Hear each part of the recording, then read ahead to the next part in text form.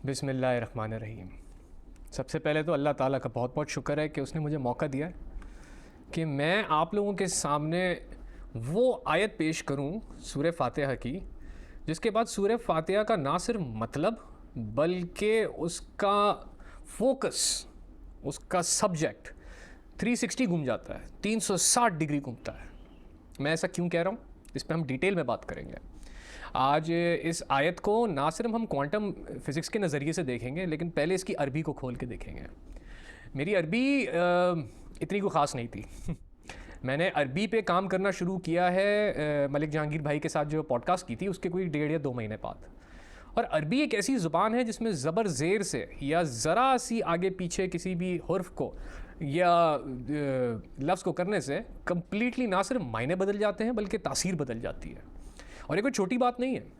इस ज़ुबान का चुनाव अल्लाह सुब्हानो ताला ने एवं ही नहीं किया है मैं इस चीज़ से भी बहुत मुत्तफ़िक हूँ और मैं बताता भी हूँ सबको कि अरबी वो ज़ुबान नहीं है जो रूह इस्तेमाल करती है।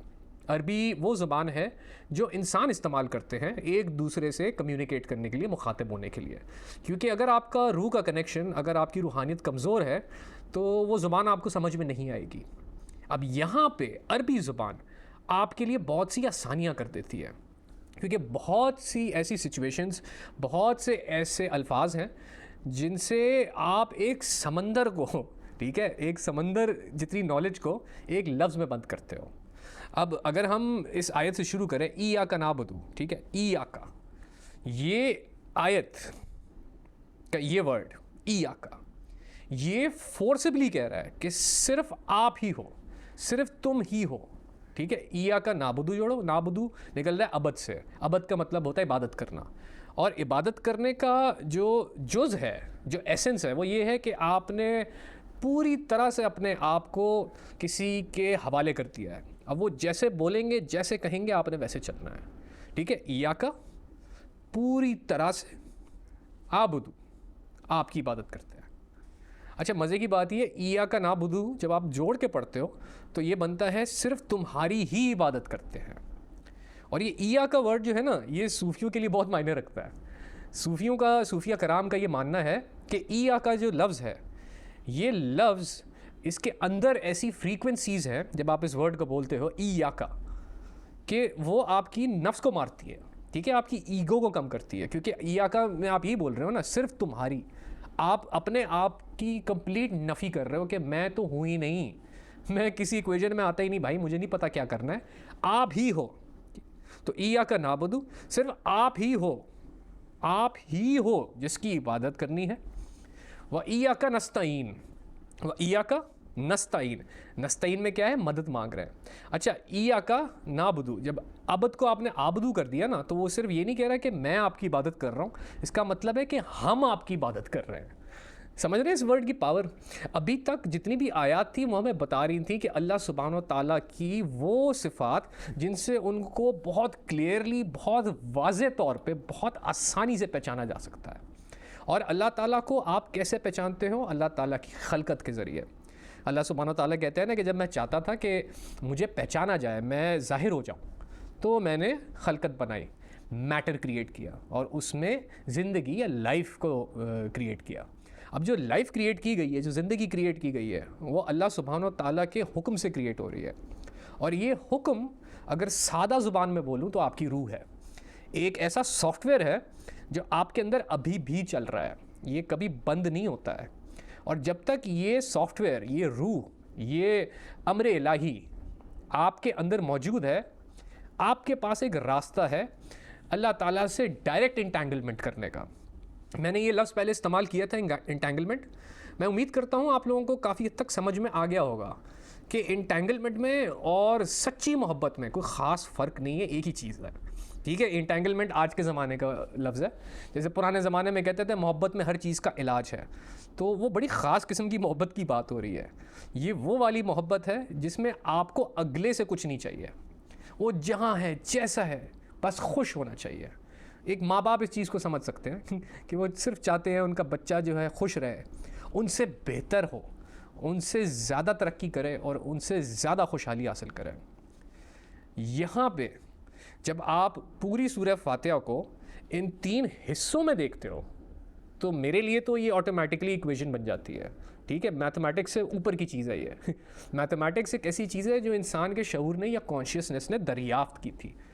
ठीक है, मैथ्स या हिसाब इजाद नहीं हुआ है, दरियाफ्त किया गया है, इसको ढूंढा गया है कि अच्छा ये भी तरीके हैं जिससे हम खलकत को समझ सकते हैं, जिससे हम मैटर को समझ सकते हैं।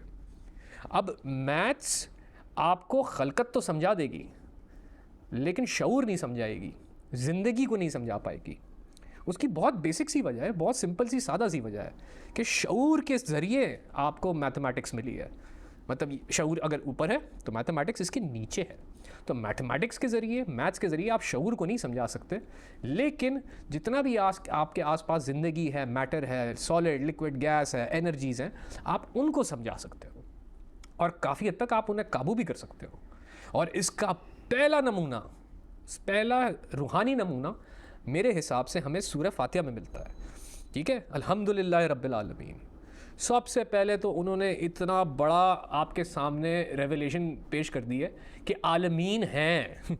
ये छोड़े हैं कि रब्बुल आलमीन है, पहले तो इस वर्ड को पकड़ ले कि आलमीन है, मतलब बेतहाशा आलमीन है। हमें अभी तक साइंस के ज़रिए एक ही पता है और क्वांटम फिज़िक्स के ज़रिए हमें अंदाज़ा है कि हमारे आलम के अलावा और भी आलमीन होते हैं। और जो क्वांटम कंप्यूटर्स बन रहे हैं वो इसी थ्योरी को, इसी कॉन्सेप्ट को लेके अपने प्रोसेसिंग के, वो है ना, सवाल के जवाबों को ढूंढने का जो इनका पूरा प्रोसेस होता है, जो ज़रिया होता है, उसके लिए मल्टीपल डायमेंशंस में यानी मल्टीपल आलमीन में पार्टिकल्स को भेज के वहाँ पे उनकी प्रोसेसिंग करके वापस बुलवा रहे हैं। आपको गूगल और IBM के अब आर्टिकल्स मिलना शुरू हो जाएंगे कि वो बहुत करीब पहुंच चुके हैं क्वांटम मैकेनिक्स के। क्वांटम मैकेनिक्स इतनी ताकतवर चीज़ है कि ये अगर एक दफ़ा प्रॉपरली कंप्यूटरों में आना शुरू हो गई ना, तो आप जो बिटकॉइन और क्रिप्टो करते हो वो उसकी धज्जियाँ उड़ जाएंगी। क्योंकि बिटकॉइन किस चीज़ पे चलता है कि उसकी जो क्रिप्टोग्राफी है या फिर उसके ऊपर जो लॉक लगा हुआ है, उसके अंदर जो कोड लगा हुआ है, इसको क्रिप्टोग्राफी कहते हैं। ये पूरी एक पढ़ाई है अलग से, एक अलग फील्ड है कंप्यूटर साइंस के अंदर। तो बिटकॉइन की क्रिप्टोग्राफी इतनी कॉम्प्लिकेटेड है कि उसको सॉल्व करने में ही आपको एक तो बहुत ज़्यादा पावर चाहिए और काफ़ी सारे साल लग जाएंगे। जब तक आप उसको डिकोड कर पाओगे कि ये कॉइन कौन है, कहाँ है, तब तक वो कॉइन या वो नॉलेज या वो पार्ट ऑफ द बिटकॉइन आपकी रेंज से बाहर जा चुका होगा। लेकिन अगर आपके पास क्वांटम कंप्यूटर्स मौजूद हैं तो वो प्रोसेसिंग जो कि 100 साल में होती है, आप 6 महीने में कर सकते हो। और ये मैं हवाई बातें नहीं कर रहा, ये बाकायदा साइंस अब प्रूव कर चुकी है।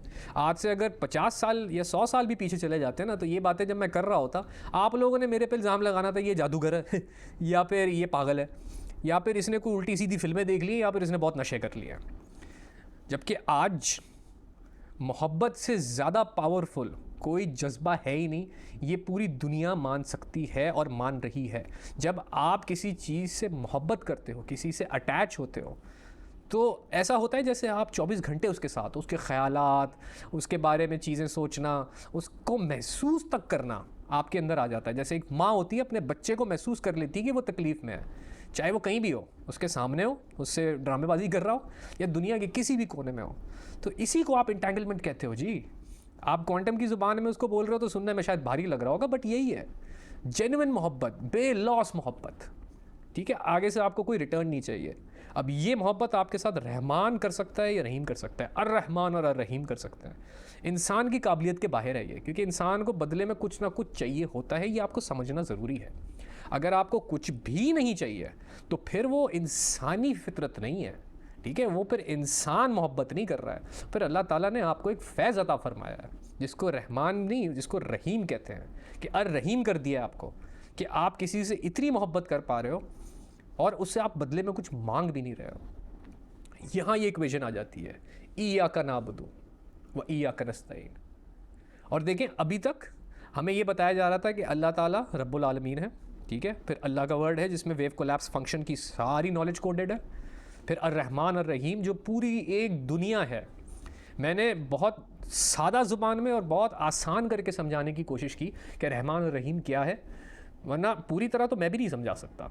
कोई भी ये क्लेम नहीं कर सकता कि वो आपको पूरी तरह से रहमान की रहमानियत और रहीम की बरकत समझा सके। लेकिन जब आप सूरह फातिहा पढ़ते हो, अर्रहमान अर्रहीम मालिकी यौमिद्दीन, जब आप ये पढ़ते हो तो हो क्या रहा है? अर्रहमान अर्रहीम कहीं बाहर से आपके पास नहीं आएगा, अर्रहमान और अर्रहीम आपके कल्ब में जारी हो जाएगा, आपके अंदर से अल्लाह ताला की ये दो सिफ़ात जारी होना शुरू हो जाएंगे। मैं इसमें ये भी ऐड करना चाहूँगा कि बहुत से लोगों ने मेरी रिसर्च की, मेरी नॉलेज की, और जिस तरह मैं आप लोगों से बात करता हूँ उसकी बहुत तारीफ़ की। मैं यहाँ पे यही क्लियर करना चाहता हूँ कि उसमें सारा कमाल इस सूरह फातिहा का है। सूरह फातिहा को मैं 8-10 साल से रोज़ के हिसाब से पढ़ रहा हूँ। देखिए, नमाज में पढ़ना अपनी जगह है, उसके बाद बैठ के उस पर सोचता भी हूँ कि क्यों ये नमाज है, ये एक सूरा ऐसा क्या करती है कि इसकी वजह से आपकी नमाज महराज बन जाती है। तो उसमें ये मेन पॉइंट है, इय्याका नअबुदु व इय्याका नस्तईन, तेरी ही इबादत करते हैं और तुझ ही से मदद मांगते हैं। ठीक है, नस्तईन मदद मांग रहे हैं, हेल्प मांग रहे हैं। अब हेल्प मांग हम अल्लाह ताला से रहे हैं, लेकिन मिलती हमें कैसे? किसी न किसी और ज़रिए से। कोई इंसान आ जाएगा, हालात ऐसे हो जाएंगे, अचानक से कोई मुआवजा हो जाएगा। अल्लाह ताला डायरेक्ट तो नहीं आ रहा है, और अल्लाह ताला डायरेक्ट आ भी नहीं सकते। ठीक है, ऐसा नहीं है उनके बस में नहीं है, वो आना चाहे बिल्कुल आ सकते हैं, लेकिन हम में काबिलियत नहीं है कि अल्लाह ताला को बिना किसी पर्दे के जा बजा हम बर्दाश्त कर पाए। इसमें सबसे जो मशहूर किस्सा है हज़रत मूसा अलैहिस्सलाम का है, जो अल्लाह ताला से कलाम किया करते थे, और उन्होंने ज़िद कर दी थी कि भाई उन्होंने अल्लाह ताला से ज़िद कर दी कि भाई मुझे देखना है आपको। और अल्लाह ताला ने एक पहाड़ पे अपनी तजल्ली गिराई थी, और मूसा से कहा था ठीक है ऐ मूसा अलैहिस्सलाम, ये जो तजल्ली है मैं अपने इस पहाड़ पे गिराता हूँ, देखो अगर तुम वो बर्दाश्त कर पाओ।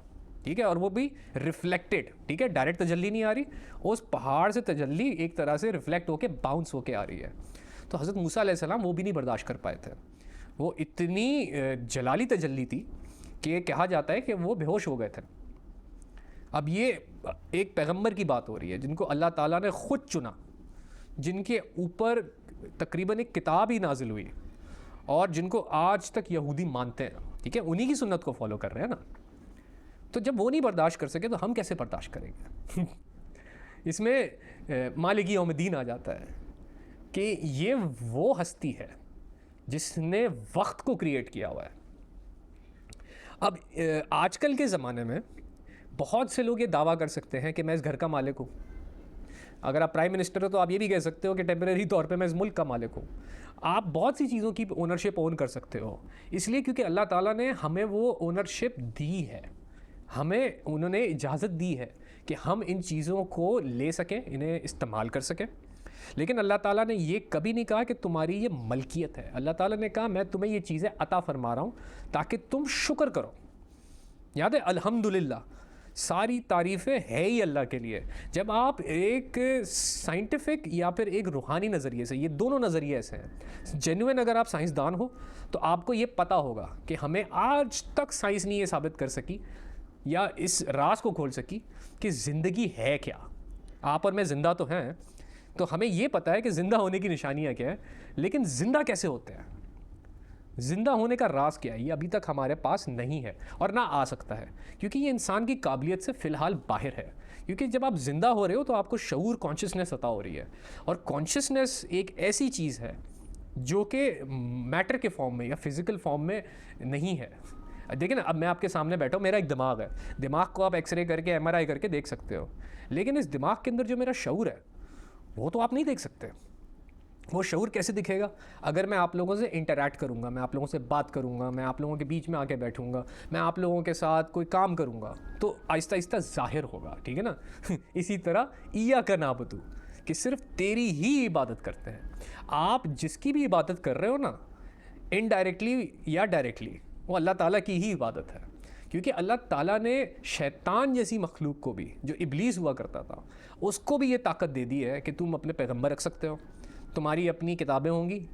कहा जाता है कि पैगंबर की, जो शयातीन के पैगंबर हैं, वो बेपर्दा औरतें होती हैं। बेपर्दा का सिर्फ ये मतलब नहीं है कि बाल नहीं ढके हुए या कपड़े ऐसे पहने हुए कि जिस्म झलक रहा है। बेपर्दा औरत वो है जो अपने जज्बात और बहुत इंटीमेट जज्बात जो कि आपको पब्लिक में नहीं शेयर करने, वो शेयर करती है ताकि दूसरों को अपनी तरफ रुझाया जा सके, अट्रैक्ट किया जा सके।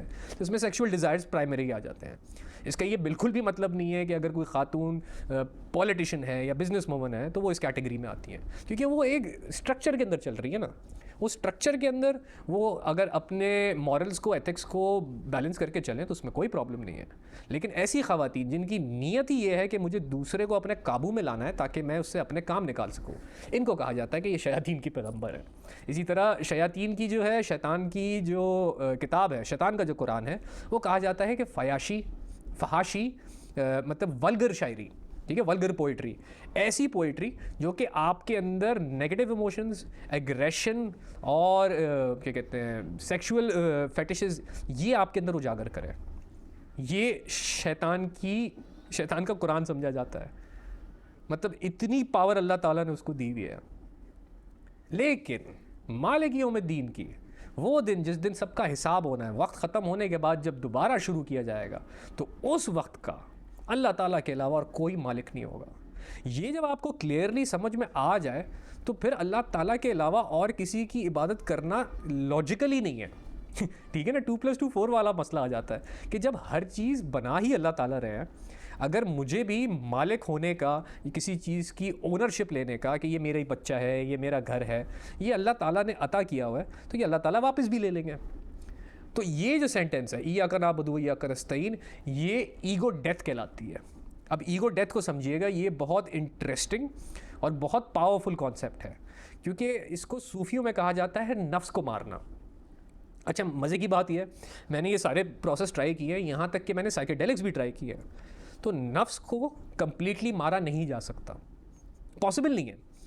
इसका सबसे, अगर आप चाहते हो ना आगे आपकी नफ्स कम्प्लीटली ख़त्म हो जाए, तो बस बोलना छोड़ दें, क्योंकि जैसे ही आपका मुंह खुलेगा नफ्स एक्टिव हो जाएगी।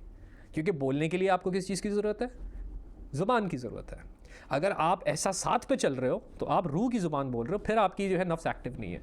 और ज़्यादा रूहानी लोग इसलिए आपको बहुत कम बोलते हुए मिलेंगे, बल्कि उनकी कोशिश भी यही होती है कि 2-3 जुमले ही बोलें या एक आध अल्फाज ही बोलें, क्योंकि आप जितना ज़्यादा बोल रहे हो उतना आपकी नफ्स पावर पकड़ती जा रही है और उतना चांस बढ़ता जा रहा है कि आपकी नफ्स आप पे हावी हो जाए।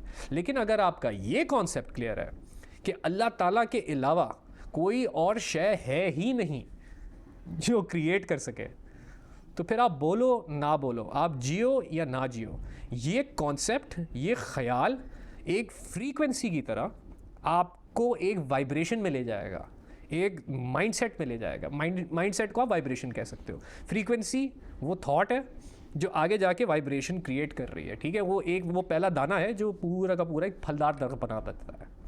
अब इस फलदार दरख्त को लाइटली ना लें, क्योंकि इय्याका नअबुदु व इय्याका नस्तईन, इसके अंदर आपके क्वांटम फिजिक्स के भी 2 कॉन्सेप्ट आ रहे हैं, और वो भी इतने, मतलब मुझे सलीस उर्दू में बोलना पड़ रहा है क्योंकि ये व्लॉग है ये लेक्चर तो है नहीं। मतलब वेव कोलैप्स फंक्शन तो आई थिंक मैंने बोल बोल के आपके दिमाग में थोड़ा बहुत बिठा दिया है। अब वेव कोलैप्स फंक्शन, एक वेव, ठीक है, एक लहर, एनर्जी की लहर, जब वो कोलैप्स होकर पार्टिकल बनती है, तो उसको पार्टिकल बनने के लिए किसी ना किसी की नज़र होना, या जिसको हम कहते हैं ऑब्जर्वेशन होना, बहुत ज़रूरी है। जब उसको ऑब्ज़र्व किया जाएगा तभी वो वेव पार्टिकल में कन्वर्ट होगी। तो इस थ्योरी के हिसाब से अल्लाह ताला इस वक्त, अल्लाह सुब्हानहू ताला हर चीज़ को इस वक्त ऑब्ज़र्व कर रहे हैं, और उनकी नज़र है, अल्लाह ताला की वो ऑब्ज़र्वेशन है जिसकी वजह से ये सारी रियलिटी एग्जिस्ट कर रही है। आप मुमकिन है अल्लाह ताला को ना मानते हो, ये भी मुमकिन है कि आप अल्लाह ताला के नाउज़ुबिल्लाह ख़िलाफ़ जा रहे हो, फिर भी अल्लाह ताला आपको ज़िंदा रखे हुए है।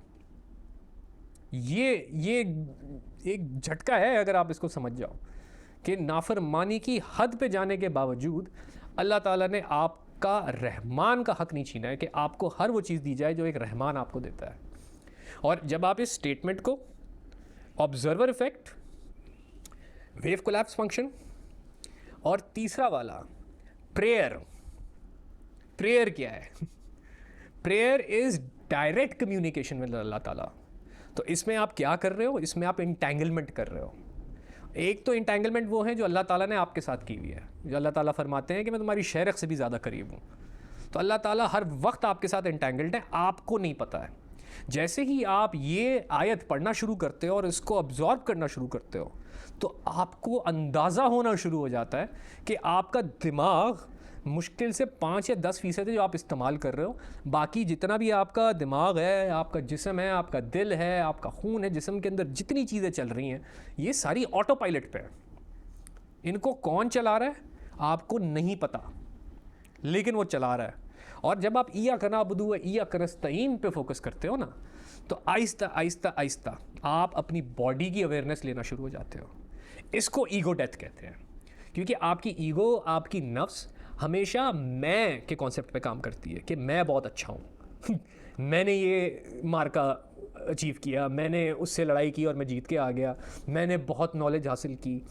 और इय्याक नअबुदु इय्याक नस्तईन इसकी धज्जियाँ उड़ा देता है कि भाई आप जो कुछ भी कर पा रहे हो ना, वो अल्लाह ताला ने आपको अता फरमाया हुआ है और इसका हिसाब होगा। इसका हिसाब कब होगा? मालिक यौमिद्दीन पे। उस दिन हिसाब होगा जिस दिन वक्त को रीसेट करके नई तरीके से चलाया जाएगा, क्योंकि इस वक्त इस तरह से चल रहा है कि वक्त को देखा नहीं जा सकता, महसूस किया जा सकता है। और साइंस या क्वांटम फिज़िक्स अब इस पॉइंट पे पहुंच चुकी है कि टाइम ट्रैवल भी ये टेस्ट आउट कर चुके हैं। जी हाँ, टाइम ट्रैवल टेस्ट आउट हो चुका है। इन्होंने बहुत छोटे लेवल पे ज़र्रा जो होता है ना, जिसको आप इलेक्ट्रॉन कहते हो, उस पे क्वांटम की एक टेक्निक लगाई जिससे उसकी जो मूवमेंट है, ठीक है, उसको स्पिन कहा जाता है कि ख़ास तरीके से जो वो रोटेट कर रहा है, इतनी जान लगा के उन्होंने प्रिडिक्ट किया कि ये कुछ मूवमेंट्स हैं जो ये करता ही करता है, जिसकी वजह से इसकी उम्र बढ़ती है। तो उन्होंने उस मूवमेंट को रिवर्स करना शुरू कर दिया। समझ रहे हैं? एक इलेक्ट्रॉन है, वो एक तरह से घूम रहा है, तो उसमें से चार्ज निकल रहा है या वो मूव कर रहा है। जब आपने उसकी मूवमेंट को रिवर्स किया, उसके इनर्शिया को रिवर्स किया, उसकी एनर्जी को नहीं, उसकी मूवमेंट को रिवर्स किया, तो वो एनर्जी जो उसके अंदर से निकली थी ना, वो वापस आना शुरू हो गई। एक तरह से वो इलेक्ट्रॉन वापस जवान होना शुरू हो गया। ये टाइम ट्रैवल का कॉन्सेप्ट प्रैक्टिकली किया जा चुका है। कुछ सेकंड के लिए इलेक्ट्रॉन को अगर आप पास्ट में भेज पा रहे हो, तो बहुत मुमकिन है कि कुछ अरसे बाद आप इंसान को भी भेज पा रहे होगे। और यहाँ पे अल्लाह ताला आपसे कह रहे हैं इय्याक नअबुदु व इय्याक नस्तईन इहदिनस सिरातल मुस्तकीम। सिरातल मुस्तकीम को हम अगली व्लॉग की वीडियो में खोलेंगे, लेकिन इय्याक नअबुदु व इय्याक नस्तईन, ये आपने अगर कभी एक तराजू देखा हो ना, तो उस तराजू के बीच में एक पॉइंट होता है जो बैलेंस क्रिएट कर रहा होता है। यहाँ पे आपने अल्लाह ताला की हम्दो सना की है पहली आयतों में, ठीक है, अल्लाह ताला की बहुत तारीफ़ की है, अल्लाह ताला की हम्द की है उस लेवल पे जिस लेवल पे अल्लाह ताला की हम्द करने का हक़ है कि अल्लाह ताला के अलावा और कोई तारीफ़ के लायक नहीं है। हम्द को हमने थोड़ा बहुत खोला था। हम जब अरबी को खोलेंगे और हरूफ मौक़तात और अरबी के अलग अलग ग्रामेटिकल एस्पेक्ट्स को देखेंगे, तो उसमें हम डेप्थ में ज़रूर बात करेंगे। लेकिन वापस मैं आपको अगर रियलिटी की तरफ लेके आऊँ, वापस इय्याक नअबुदु व इय्याक नस्तईन पे लेके आऊँ, इसका एक लिटरल मतलब भी बनता है। लिटरल मतलब तो ये है कि आप ही हो जिसकी हम इबादत कर सकते हैं और आप ही हो जिससे हम मदद मांग सकते हैं। अब मदद का कॉन्सेप्ट क्लियर कर लीजिए। मदद का कॉन्सेप्ट क्या है? गाइडेंस। ठीक है, ये भी होता है कि डायरेक्ट अल्लाह ताला आपके पास कोई बंदा भेज देंगे जो आपके सारे मसले हल कर देंगे, लेकिन जब आप अल्लाह ताला से मदद मांग रहे होते हैं ना, हम गाइडेंस मांग रहे होते हैं, हम वो नॉलेज मांग रहे होते हैं जो हमारे पास है ही नहीं, जो इंसानी लेवल पे पॉसिबल नहीं है हासिल करना। ठीक है, इसको हम क्वांटम फिज़िक्स में कहते हैं प्रोबेबिलिटी। प्रोबेबिलिटी का मतलब ये है कि हर वो चीज़, हर वो रास्ता, हर वो पॉसिबिलिटी जो हो सकती है, उसके होने का रॉ मटेरियल या उसको होने की एनर्जी ये स्टैटिक फॉर्म में, प्रोबेबिलिटी फॉर्म में या कोड की फॉर्म में ऑलरेडी क्वांटम वैक्यूम में मौजूद है। आपके पास हज़ारों लाखों करोड़ों तरीके हैं ज़िंदगी गुजारने के, पता नहीं कितने रास्ते हैं, और वो सारे के सारे पॉसिबल है। ये नहीं है कि वो पॉसिबल नहीं है, लेकिन उनमें से सही रास्ता, अब सही रास्ता वो है जिसमें आपको कांस्टेंट गाइडेंस मिल रही है। समझे आप एक मोबाइल फ़ोन हो और आपका सिग्नल आना बंद हो गया, तो वो मोबाइल किस काम का है? उस पर आप बैठ के गेम खेल सकते हो, कैमरा चला सकते हो, ज़्यादा से ज़्यादा कम्युनिकेट नहीं कर सकते। इसी तरह हम भी एक मोबाइल फ़ोन की ही तरह हैं। हम में और मोबाइल फ़ोन में फ़र्क ये है कि अगर मोबाइल फ़ोन टूट जाए तो उसको रिपेयर कराने के लिए आपको किसी टेक्नीशियन के पास या कंपनी ले जाना पड़ता है, लेकिन अगर इस बॉडी में कोई मसला आता है ना, तो हम सिर्फ दुआ करते हैं और अल्लाह ताला हमें गाइड करते हैं कि इसको कैसे ठीक करना है। अगर आप मेडिकल साइंस भी निकाल के पढ़ें तो उसमें यही है ना, उन्होंने एक्सपेरिमेंट कर करके उनको गाइडेंस मिली, उनको हौसला मिला कि वो ये चीज़ें जाके पढ़ सकें। जिसमें मैं इब्न सीना का नाम अलग से मेंशन कर रहा हूँ कि आप में से कोई भी अगर मेडिकल को समझना चाहता है ना कि मेडिकल की बुनियाद कहाँ से पड़ी हुई है, और हम जो मॉडर्न मेडिसिन प्रैक्टिस करते हैं, जो मॉडर्न आपके डॉक्टर्स हैं, इनकी जो ग्राउंडिंग है, जो बुनियाद है, वो कहाँ से आ रही है, तो वो इब्न सीना की डॉक्यूमेंटेशन से आ रही है जो उन्होंने अपनी ज़िंदगी में की थी। उसको ज़रूर पढ़ें, मैंने 2 या 3 दफ़ा पढ़ा है, इसलिए बायोलॉजी मेरे लिए क्लियर है कि आपका जिस्म ये एक टेक्नोलॉजी है, और ये क्वांटम टेक्नोलॉजी है, क्योंकि आप ख्यालों में कुछ भी इमेजिन कर सकते हो। जैसे एक क्वांटम वैक्यूम के अंदर हर तरह की पॉसिबिलिटीज़ मौजूद हैं, इसलिए आपके दिमाग की, आपकी इमेजिनेशन की भी कोई लिमिट नहीं है। जो चाहो इमेजिन करो, जो चाहे पॉसिबल है, आप यहाँ पे इमेजिन कर सकते हो। लेकिन जब आप उसको पाए तकमील में लाओगे, उसको एक्शन में लाओगे, उसको करने की तरफ जाओगे, तो आपके सामने रुकावटें आएंगी, और वो रुकावटें होंगी क्योंकि आपको पता नहीं होगा कि उनको हल कैसे करना है।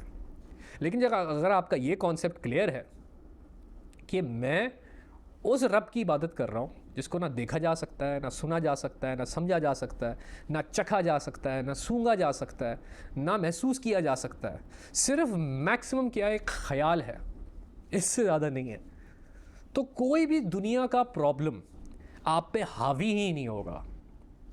देखिए ना, आपको सूरह फातिहा एक इक्वेशन दे रही है कि पहले अल्लाह ताला की हम्दो सना करो, फिर एक्नॉलेज करो कि ये जो रब्बुल आलमीन है, ये जो रहमान और रहीम है, सिर्फ यही केपेबल है, और यही है जो आपको गाइडेंस दे सकते हैं, और कोई नहीं दे सकता। सिर्फ यही है जिनकी इबादत करने से आप उस आइडियल सिराते मुस्तकीम पे आ जाओगे। सिराते मुस्तकीम को आप आइडियल पाथ भी कह सकते हो। मैथमेटिक्स में कहा जाता है कि एक होता है डिस्टेंस और एक होती है डिस्प्लेसमेंट।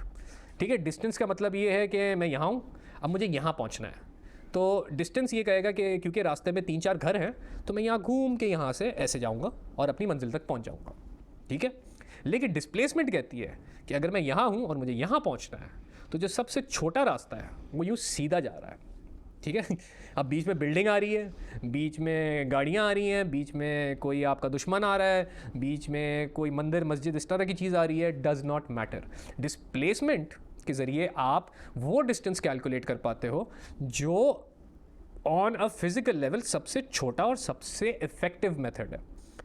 और यहाँ पे एक और मोटा वर्ड मुझे अनफॉर्चुनेटली आप लोगों पे फेंकना पड़ेगा बुरा मत मानिएगा, ये चीज़ें अगर क्वांटम फिज़िक्स के ये टर्म्स सिर्फ सूरह फातिहा के रेफरेंस से आपके माइंड में अगर घुसना शुरू हो गए ना, तो at least as a Muslim, as a मुसलमान, आप लोग दुनिया के लेटेस्ट जो पीएचडी लेवल पे, हायर लेवल पे जो सवालात चल रहे हैं, जो प्रॉब्लम्स चल रहे हैं, जो बड़े बड़े साइंसदानों की आपस में डिस्कशंस हो रही हैं, आपको वो समझ में आना शुरू हो जाएंगी।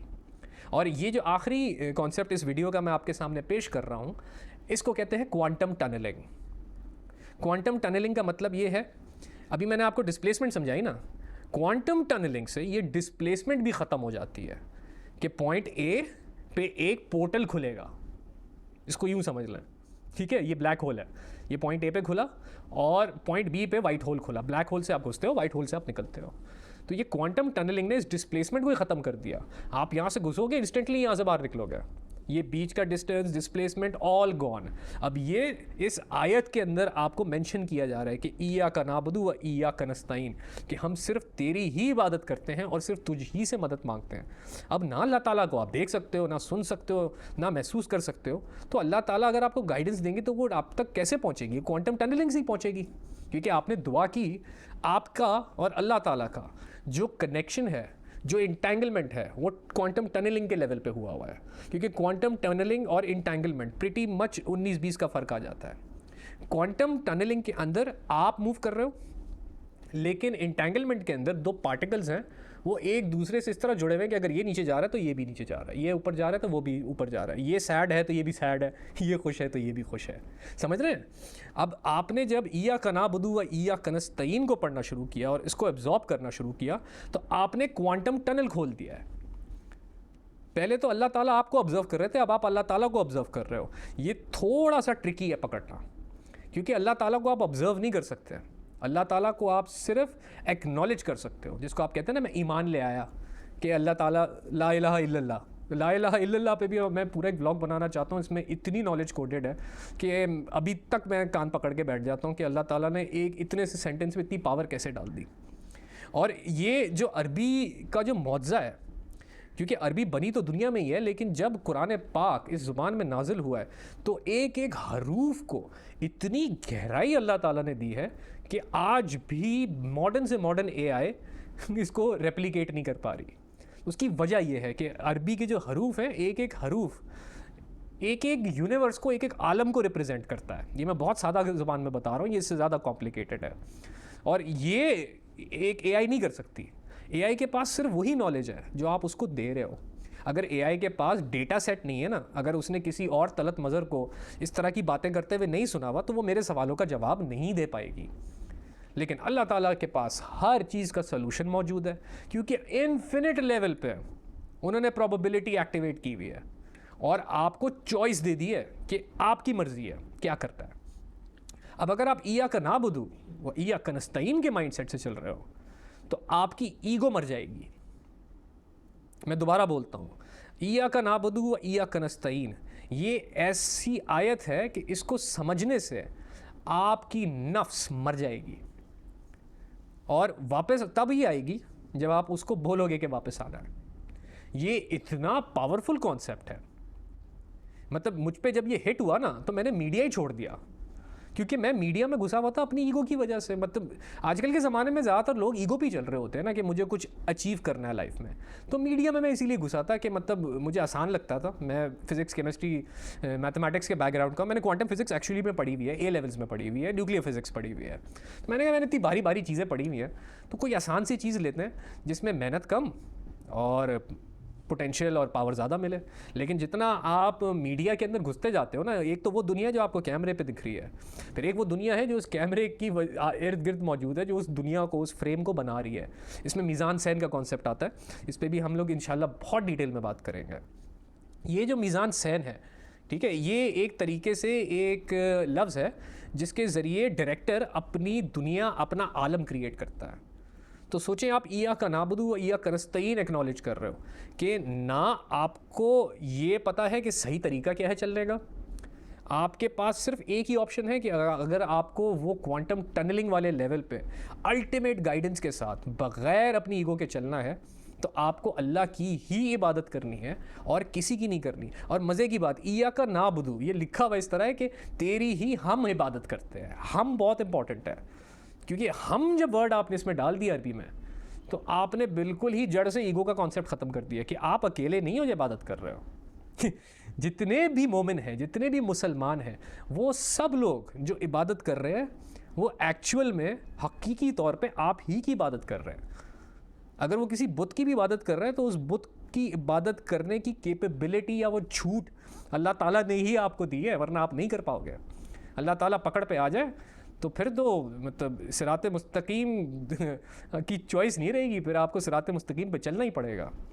अल्लाह ताला ने हम पे ये इतना बड़ा फजल किया हुआ है कि हम इसको बहुत लाइटली लेते हैं, बहुत लाइटली लेते हैं। मेरे आसपास पे भी मैं देखता हूँ कि आपको चॉइस दी हुई है ये चेक करने के लिए कि आपको सेंस है। अगर आपको सेंस नहीं है तो आप चॉइस पे जाओगे।